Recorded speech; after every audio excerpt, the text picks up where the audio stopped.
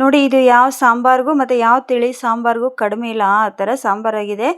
ಇದಕ್ಕೇನು ಸಾಮಾನು ಭಾಳ ಹಾಕೋ ಆಗಿಲ್ಲ, ಸಿಂಪಲ್ಲಾಗಿ ಮಾಡೋಣ ಬನ್ನಿ. ಹಾಯ್ ಎಲ್ಲರಿಗೂ ನಮಸ್ಕಾರ, ಹೇಗಿದ್ದೀರಿ? ಚೆನ್ನಾಗಿದ್ದೀರಾ? ನಾನು ಕೂಡ ಚೆನ್ನಾಗಿದ್ದೀನಿ, ನೀವು ಕೂಡ ಚೆನ್ನಾಗಿದ್ದೀರಾ ಅಂದ್ಕೊಂಡಿದ್ದೀನಿ. Welcome to my Banashankari all in one ಚಾನಲ್ಗೆ. ಫ್ರೆಂಡ್ಸ್, ಇವತ್ತು ನಾನು ನಿಮಗೆ ಸಿಂಪಲ್ಲಾಗಿ ಯಾವ ತರಕಾರಿನೂ ಹಾಕದೆ ತಿಳಿ ಸಾರು ಟೈಪ್ ಮಾಡೋದು ಹೇಗೆ ಅಂತ ಹೇಳ್ಕೊಡ್ತಾ ಇದ್ದೀನಿ. ಬನ್ನಿ ನೋಡ್ಕೊಂಡು ಬರೋಣ.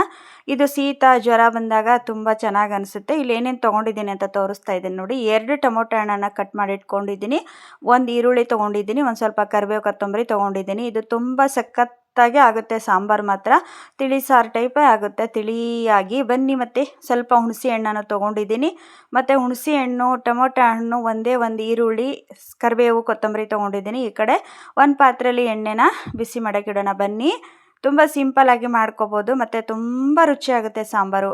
ತಿಂದು ಬೇಜಾರಾಗಿರುತ್ತೆ ಅಲ್ವಾ, ಎಲ್ಲ ಸಾಂಬಾರು ಬಾಯ್ಕೆಟ್ಟಿರುತ್ತೆ, ಅವಾಗ ಈ ಥರ ಮಾಡ್ಕೊಳ್ಳಿ. ಇಲ್ಲಿ ನೋಡಿ ಎಣ್ಣೆನೂ ಕಾಯ್ತಾ ಇದೆ. ಇದಕ್ಕೆ ಜೀರಿಗೆ ಮತ್ತು ಸ್ವಲ್ಪ ಸಾಸಿವೆ ಕಾಳನ್ನು ನಾನು ಹಾಕ್ತಾಯಿದ್ದೀನಿ ನೋಡಿ. ಸ್ವಲ್ಪ ಜೀರಿಗೆ ಏರಾಗಿ ಆಗಿಬಿಡ್ತು, ಎಣ್ಣೆ ಭಾಳ ಕಾದಿರೋದಕ್ಕೆ ಪರವಾಗಿಲ್ಲ, ಆದರೂ ಟೇಸ್ಟ್ ಆಗುತ್ತೆ ಸಾಂಬಾರು. ಮತ್ತು ಎಲ್ಲ ತರಕಾರಿನೂ ಏನು ಹಾಕಿಲ್ಲ ನೋಡಿ. ನಾನು ಇಲ್ಲಿ ಟೊಮೊಟೊ ಹಣ್ಣು ಹಾಕಿದ್ದೀನಿ, ಮತ್ತು ಕರಿಬೇವು ಕೊತ್ತಂಬರಿ, ಆಮೇಲೆ ಈರುಳ್ಳಿನ ಹಾಕಿ ಫ್ರೈ ಮಾಡ್ಕೊತಿದ್ದೀನಿ. ಆಮೇಲೆ ಸ್ವಲ್ಪ ಬೇಗನೆ ಇದಕ್ಕೆ ನಾವು ಉಪ್ಪು ಹಾಕಿದ್ವಿ ಅಂದರೆ ಟೊಮೊಟೊ ಹಣ್ಣು ಬೇಗ ಬೇಯುತ್ತೆ ಅಂತ ನಾನು ಇಲ್ಲಿ ಟೊಮೊಟೊ ಹಣ್ಣು ಸಹಿತ ಹಾಕಿ ತೋರಿಸ್ತೀನಿ ನೋಡಿ. ಇದಕ್ಕೆ ನಾನು ಏನು ತೊಗರಿಬೇಳೆ ಮತ್ತು ಯಾವ ವೆಜಿಟೇಬಲ್ ಅಂದರೆ ತರಕಾರಿನೂ ನಾನು ಮಿಕ್ಸ್ ಮಾಡ್ದೇ ನಿಮಗೆ ಮಾಡಿ ತೋರಿಸ್ತಾ ಇದ್ದೀನಿ. ಉಪ್ಪು ಹಾಕಬೇಕು ಫಸ್ಟಿಗೆ. ಉಪ್ಪನ್ನು ಹಾಕಿ ನಾವು ಬೇಯೋದಕ್ಕೆ ಬಿಟ್ಬಿಡೋಣ, ಒಂದು 5 ನಿಮಿಷ ಬೇಯಿಸ್ಕೊಳ್ಳೋಣ. ಇದು ಯಾಕಂದರೆ ಟೊಮೊಟೊ ಹಣ್ಣು ಬೇಗ ಬೇಯಲ್ಲ ಅಲ್ವಾ, ಅದಕ್ಕೆ ಬೇಯೋಕ್ಕೆ ಇಟ್ಬಿಡೋಣ ನೋಡಿ. ಈ ಥರ ಎಲ್ಲ ಬೇಯಿಸ್ಕೊಂಡು ಆಮೇಲೆ ಇದಕ್ಕೆ ನಾನು ಏನೇನು ಹಾಕ್ತೀನಿ ಅಂತ ತೋರಿಸ್ತೀನಿ ನೋಡಿ. ತುಂಬ ಸಿಂಪಲ್ಲಾಗಿ ಚೆನ್ನಾಗಾಗುತ್ತೆ, ಟ್ರೈ ಮಾಡಿ. ವಿಡಿಯೋ ಸ್ಕಿಪ್ ಮಾಡ್ದಂಗೆ ನೋಡಿ. ವಿಡಿಯೋ ಸ್ಕಿಪ್ ಮಾಡಿದ್ರೆ ಏನೂ ಅರ್ಥ ಆಗಿಲ್ಲ, ಎಲ್ಲರೂ ಸಪೋರ್ಟ್ ಮಾಡಿ. ಸ್ವಲ್ಪ ಹುಣಸೆ ರಸನ ಹಿಂಡಿದೆ ನೋಡಿ, ನಾನು ಸ್ವಲ್ಪ ಹುಣಸೆ ಹಣ್ಣಿನ ರಸ ಹಿಂಡ್ಕೊಂಡು ಇವಾಗ ನೋಡಿ ಇದಕ್ಕೆ ಸ್ವಲ್ಪ ಕುದೀತಾ ಇದೆ ಅಲ್ವಾ, ಬೆಲ್ಲ ಹಾಕೋಣ ನೋಡಿ. ಬೆಲ್ಲ ಮತ್ತು ಸಾಂಬಾರು ಪುಡಿ ಹಾಕ್ತೀನಿ ನೋಡಿ. ನಿಮ್ಮ ಮನೇಲಿ ಯಾವುದಿದೆ, MTR ಇದ್ದರೆ MTR ಹಾಕಿ, ಇಲ್ಲ ಮನೆಯಲ್ಲೇ ಮಾಡಿರೋದ್ರಿಂದ ಮನೆಯಲ್ಲೇ ಮಾಡಿರೋದನ್ನು ಹಾಕಿ, ಮತ್ತು ಸ್ವಲ್ಪ ಖಾರ ಪುಡಿಯನ್ನು ಹಾಕ್ತಿದ್ದೆ ನೋಡಿ, ಚಿಲ್ಲಿ ಪೌಡ್ರ್. ಇದಕ್ಕೆ ಟರ್ಮರಿಕ್ ಪೌಡ್ರಿನ ಹಾಕೋ ಆಗಿಲ್ಲ, ತುಂಬ ಸಿಂಪಲ್ ಬೇಗ ಆಗುವಂಥ ಸಾಂಬಾರಿದು.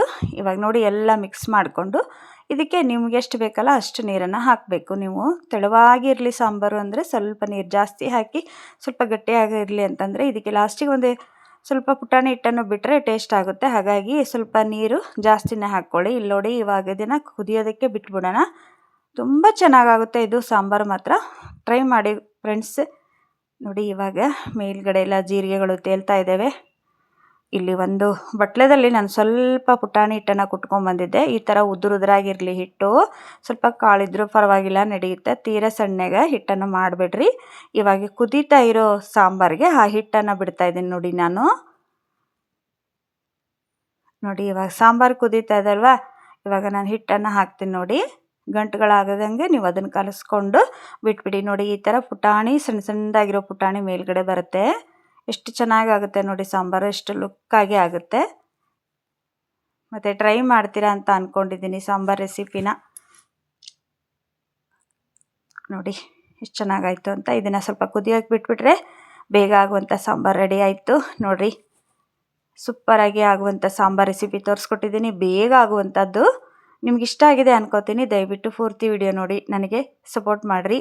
ಇದು ಥರ ಕುದಿಸ್ಕೊಂಡು ಬಿಸಿ ಬಿಸಿ ಅನ್ನಕ್ಕೆ ಸ್ವಲ್ಪ ತುಪ್ಪ ಹಾಕ್ಕೊಂಡು ನೀವು ಈ ಸಾಂಬಾರು ಊಟ ಮಾಡಿದರೆ ಏನು ಹೇಳ್ತೀರಾ ಫ್ರೆಂಡ್ಸ್? ಮುದ್ದೆ ಆಗಲಿ ಮತ್ತು ಅನ್ನ ಆಗಲಿ ಎರಡಕ್ಕೂ ಬರುತ್ತೆ. ಇದು ಅಷ್ಟು ಚೆನ್ನಾಗಾಗುತ್ತೆ, ಟ್ರೈ ಮಾಡಿ ನೋಡಿ. ಟೈಮ್ ಇಲ್ಲ ಅಂದಾಗ ಈ ಥರ ಸಾಂಬಾರನ್ನು ನಾವು ಮಾಡ್ಕೋಬೋದು. ಯಾರಾದರೂ ಮನೆಗೆ ಬಂದಾಗ ಸಹಿತ ಈ ಥರ ಮಾಡ್ಕೋಬೋದು. ಹೇಗಿದ್ರೆ ಟೊಮೊಟೊ ಹಣ್ಣು ಮನೇಲಿ ಇದ್ದೇ ಇರ್ತಾವಲ್ವ, ಅವಾಗ ಈ ಥರ ಸಾಂಬಾರು ಮಾಡ್ಕೊಳ್ಳಿ ಅಂತ ತೋರಿಸ್ಕೊಟ್ಟಿದ್ದೀನಿ. ವಿಡಿಯೋ ಇಷ್ಟ ಆಗಿದೆ ಅನ್ಕೋತೀನಿ. ಎಲ್ಲರಿಗೂ ಪೂರ್ತಿ ವಿಡಿಯೋ ನೋಡ್ತೀರಾ, ಸಪೋರ್ಟ್ ಮಾಡ್ತೀರಾ ಅಂದ್ಕೊಂಡಿದ್ದೀನಿ. ಮತ್ತು ಈ ವಿಡಿಯೋ ಇಷ್ಟ ಆದರೆ ಲೈಕ್ ಮಾಡೋದನ್ನು ಮರಿಬೇಡಿ ಸಿಸ್ಟರ್ಗೆ. ನಿಮ್ಮೆಲ್ಲರ ಲೈಕು ಭಾಳ ಮುಖ್ಯ, ನಿಮ್ಮೆಲ್ಲರ ಸಪೋರ್ಟು ಭಾಳ ಮುಖ್ಯ. ಬನಶಂಕರಿ ಅಮ್ಮ ಎಲ್ಲರಿಗೂ ಒಳ್ಳೇದು ಮಾಡಲಿ. ಇವತ್ತಿನ ದಿನ ಎಲ್ಲರಿಗೂ ಒಳ್ಳೆಯದಾಗಲಿ. ಓಕೆ, ನಾನು ಮತ್ತೆ ಸಿಗ್ತೀನಿ. ಎಲ್ಲರಿಗೂ ಧನ್ಯವಾದಗಳು. ಅಲ್ಲಿವರೆಗೂ ವಿಡಿಯೋ ನೋಡ್ತಾಯಿರಿ ಪ್ಲೀಸ್.